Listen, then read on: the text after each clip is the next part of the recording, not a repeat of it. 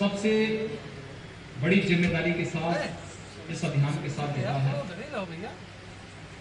और उसके अपेक्षित परिणाम भी सामने आए हैं। तो आशंका उत्तर प्रदेश के बारे में कि सेकेंड वेव का जब पीक आएगा तो लगभग 15 दिन का एक उसका पीरियड होता है। तो इस 15 दिनों तक उत्तर प्रदेश में 1 लाख केस पर डे आएंगे। लेकिन आदरणीय प्रधानमंत्री जी का मार्गदर्शन और टीम वर्क का परिणाम है कि उत्तर प्रदेश के अंदर जो सर्वाधिक केस आए थे 24 अप्रैल को आए थे वह थे 38,000। एक्टिव केस उत्तर प्रदेश के अंदर जब हमारी पॉजिटिविटी रेट प्रदेश की कम थी और रिकवरी प्रदेश की कम थी, पॉजिटिविटी ज्यादा थी, तब प्रदेश के अंदर एक्टिव केस की संख्या 3,10,000 तक पहुंची थी। आज प्रदेश के अंदर कुल 94,000 एक्टिव केस हैं।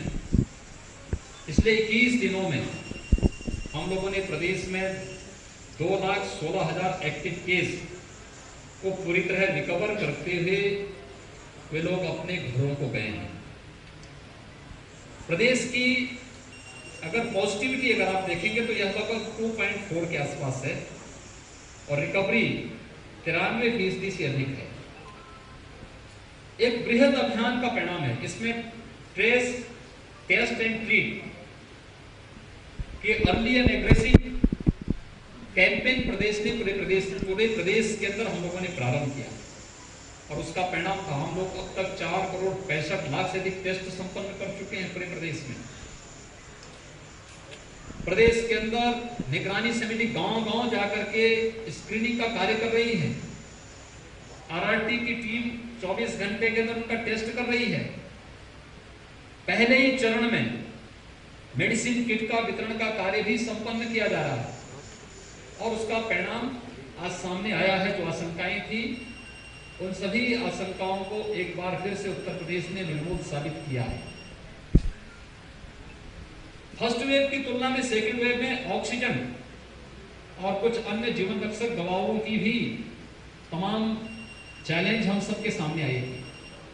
लेकिन हम धन्यवाद देंगे भारत सरकार को कि भारत सरकार ने हमें रेल उपलब्ध कराई और हमने ऑक्सीजन एक्सप्रेस के माध्यम से ऑक्सीजन की आपूर्ति हर एक सिटी के अंदर करवाई।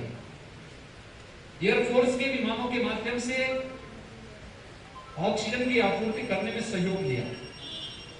ऑक्सीजन आज हमारे पास प्रचुर मात्रा में है, लेकिन भविष्य की संभावनाओं को ध्यान में रखकर के फ्यूचर में कभी ऐसी स्थिति ना आने पाए कि हमें ट्रेन से या प्लेन से ऑक्सीजन मंगवानी पड़े।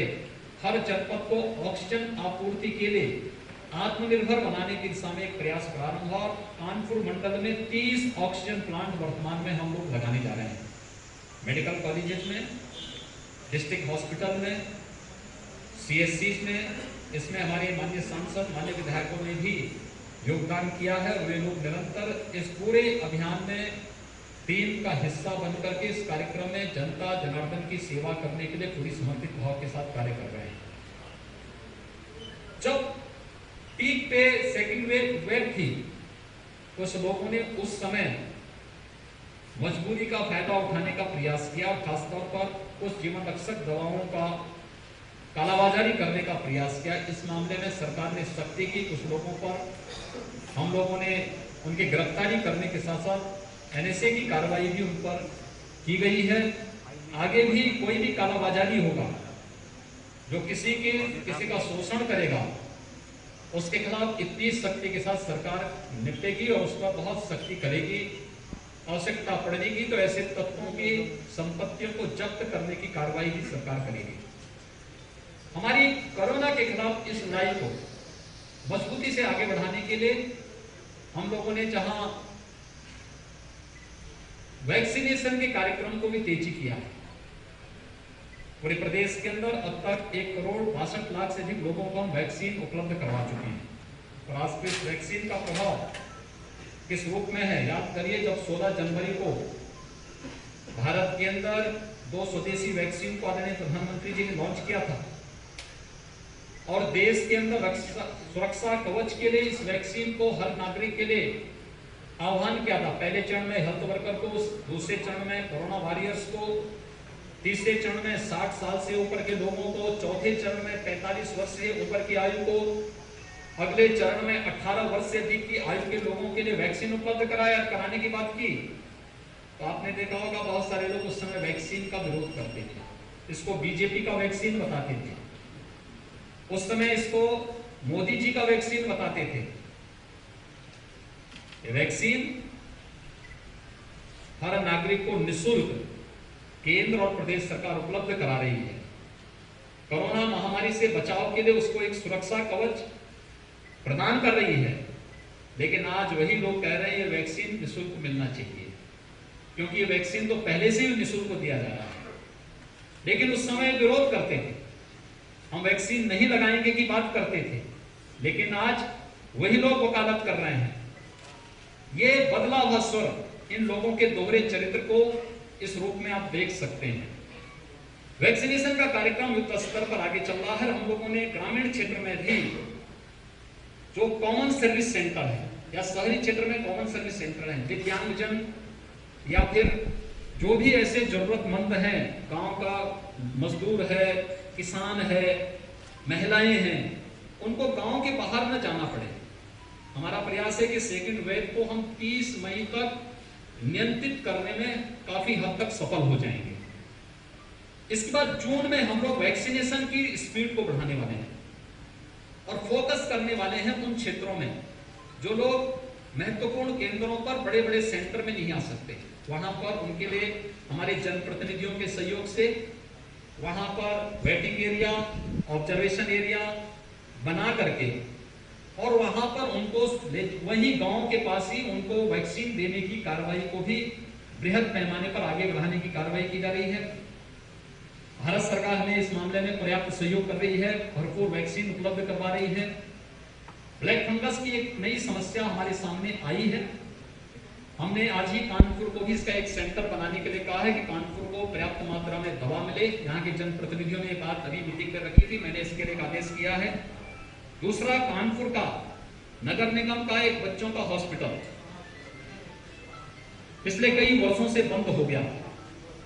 मैंने यहाँ के मंडलायुक्त को और जिलाधिकारी को नगर निगम के साथ मिल करके उसको फिर से संचालित करने और उसमें मैन पावर, उसकी मरम्मत, उसकी मैन पावर और जो भी उपकरण लाने उसको बढ़ाने, उसको एक बच्चों का अच्छा हॉस्पिटल के रूप में फिर से विकसित करने के लिए यहाँ पर इनको निर्देशित किया है। हमारा प्रयास है कि हम सेकेंड वेव का मुकाबला करते करते थर्ड वेव की भी तैयारी कर सकें और मेडिकल कॉलेज को पीडियाट्रिक आईसीयू के 100 बेड्स की तैयारी अभी से करने के लिए वहाँ पे लगभग 100 बेड मेडिकल कॉलेजेस में नीको के होने चाहिए, ऑक्सीजन युक्त तो होने चाहिए। इसकी तैयारी हर मेडिकल कॉलेज करे। 25 से 30 बेड पीको के पीडियाट्रिक आईसीयू के निर्माण के लिए हर डिस्ट्रिक्ट हॉस्पिटल से कहा गया है और कुछ ग्रामीण क्षेत्र में सीएससी को भी इसकी तैयारी के लिए अभी से अपनी प्लानिंग आगे बढ़ा करके अगले 15 दिनों के अंदर परिणाम प्रशासन उपलब्ध करवाए। जून में हमारा प्रयास है, जैसे हम लोगों ने 1 मई के बाद फेज वाइज 18 वर्ष से ऊपर के लोगों को वैक्सीन देने की कार्रवाई आगे बढ़ाई, तो हम लोगों ने ये भी व्यवस्था की कि इसी चरण में हम लोगों ने न्यायपालिका और मीडिया को भी प्रदेश के अंदर वैक्सीन देने की कार्रवाई प्रारंभ की। खासतौर पर इस समय 2 सेंटर में कार्रवाई प्रारंभ हुई है, एक लखनऊ और नोएडा में मीडिया के लिए और लखनऊ और प्रयागराज में जुडिशरी के लिए। लेकिन हर एक जनपद में हम इस कार्यक्रम को आगे बढ़ा सकें। जहां पे हमारी डिस्ट्रिक्ट कोर्ट है वहां पे न्यायिक अधिकारियों को और उनके परिवार के सदस्यों को भी वैक्सीन उपलब्ध कराया जा सके।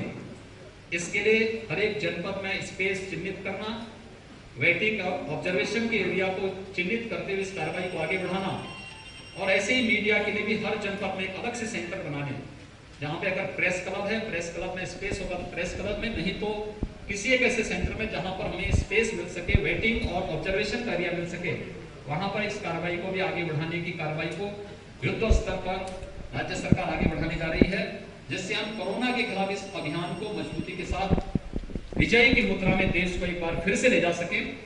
मेरी आप सबसे अपील है कि सेकेंड वेव पर काफी हद तक नियंत्रण के हम नजदीक हैं, लेकिन अभी भी पब्लिक अवेयरनेस की आवश्यकता है। आप देख रहे होंगे फर्स्ट वेव से ही 25 मार्च से कोई दिन ऐसा नहीं जिस दिन मैं उत्तर प्रदेश में रहूंगा मैंने उत्तर प्रदेश के अंदर कोविड-19 से जुड़ी हुई बैठक जरूर ली, और उस कार्यक्रम को लगातार हम लोग प्रदेश के अंदर जनप्रतिनिधियों के साथ मिलकर के बनाते रहे। इसलिए हमने उन सभी आशंकाओं को एक और कर दिया जो कहते थे कि उत्तर प्रदेश सबसे बड़ा हॉटस्पॉट होगा, लेकिन आज उत्तर प्रदेश पूरी तरह सुरक्षित है और हम लोग उसी दिशा में आगे प्रयास करने की बात कर रहे हैं। अभी भी हमें लोगों को बताना पड़ेगा कि 2 गज की दूरी और मास्क जरूरी के इस मंत्र को हम पालन करें। पब्लिक फंक्शन में भी भीड़ न होने दें, 25 से ज्यादा लोग एक जगह इकट्ठे न हो। एक एक व्यक्ति का जीवन महत्वपूर्ण है और उसकी जीविका भी महत्वपूर्ण है, इसलिए पूरी तरह लॉकडाउन नहीं, कोरोना कर्फ्यू होगा, लेकिन हम कोरोना के नियमों का और प्रोटोकॉल का पालन करें, इस पर एक कार्रवाई। और मैं धन्यवाद दूंगा यहाँ के कानपुर के अपने जनप्रतिनिधियों को जिन्होंने यहाँ के प्रशासन के साथ, हेल्थ वर्कर और कोरोना वॉरियर्स के साथ मिलकर के बेहतरीन प्रदर्शन किया।